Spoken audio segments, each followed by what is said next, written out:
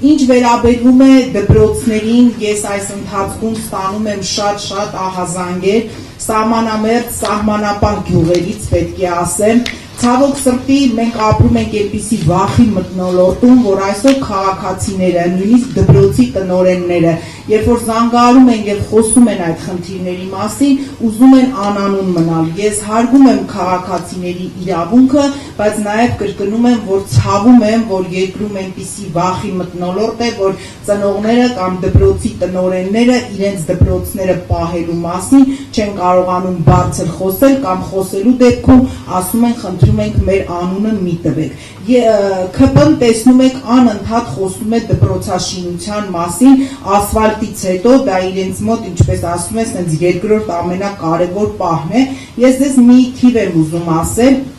սեպտեմբերից Հայաստանի Հանրապետությունում կլուծարվի 231 դպրոց։ Դրա հետևանքով 7881 աշակերտ կզրկվի իր բնակավայրում, այսինքն իր փոքր հայրենիքում կրթություն ստանալու հնարավորությունից։ 2292 ուսուցիչ ենթակա է աշխատանքից ազատման այդ դեպքում, եւ քանի որ իրենք ասում են օպտիմալացում, բայց մենք հասկանում ենք, որ հարևան գյուղերում էլ չկա այդքան տեղ ուսուցիչների համար, որպեսզի այս աշխատանքից ազատված ուսուցիչները աշխատանք գտնեն կողքի գյուղում։ Նիկոլ Փաշինյանը ինչպես ժամանակին հայոց բանակը ավերակ անվանեց, ասեց իրենց բանակ կոչվածը ավերակ է, մենք մի կողմ ենք դրել եւ զրոյից ստեղծել ենք բանակ։ Հիմա սահմանապահ գյուղերի դպրոցները անվանում է ավերակ, ասել է հանրապետությունում որևէ դպրոց չի փակվում, հանրապետությունում փակվում են